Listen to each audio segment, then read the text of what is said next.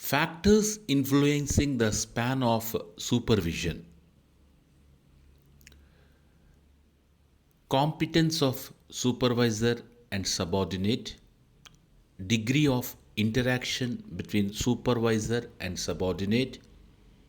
Hierarchical level of a manager. Nature of activities to be supervised. Incidence of new problems in the unit. Degree of standardization, physical distribution of the employees, stability of work, meetings, changes in external and internal environment, training. Let us focus on the first point, competence of supervisor and subordinate. If the employees or subordinates possess high competencies, in such a case, organizations can prefer wide span of control. On the other hand, if the employees or subordinates possess low competencies, then the organization can prefer narrow span of control.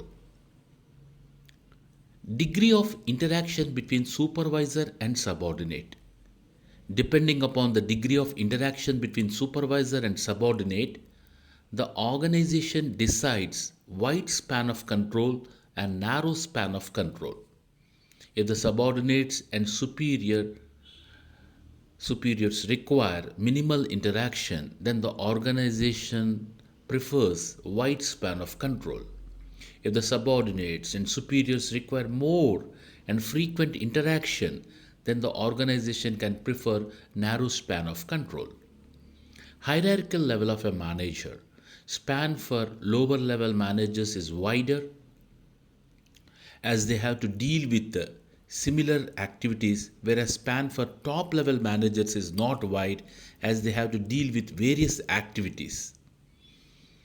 Nature of activities to be supervised. If the nature of activities involve similar activities, then in such a case, wide span of control is suitable. If the nature of activities involve various activities, in such a case, narrow span of control is suitable. Incidence of new problems in the unit. The narrow span is applied when there exists huge number of new problems in the completion of a task.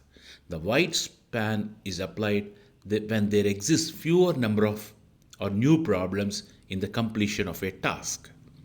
Degree of standardization. If the organization possesses high degree of standardization in terms of well-established policies, detailed plans, and standardized procedures, then in such a case, wide span of control is effective.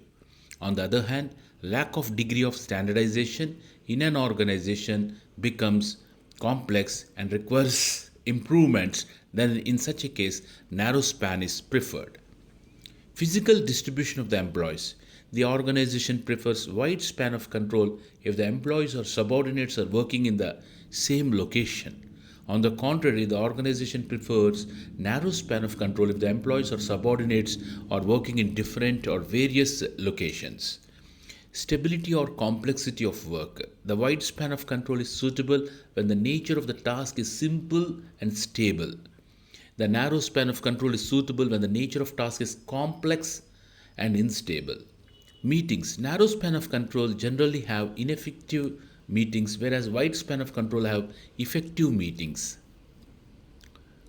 Changes in external and internal environment. Wide span of control possesses relatively slow changes in external and internal environment, whereas narrow span of control possesses relatively fast changes in both the environment.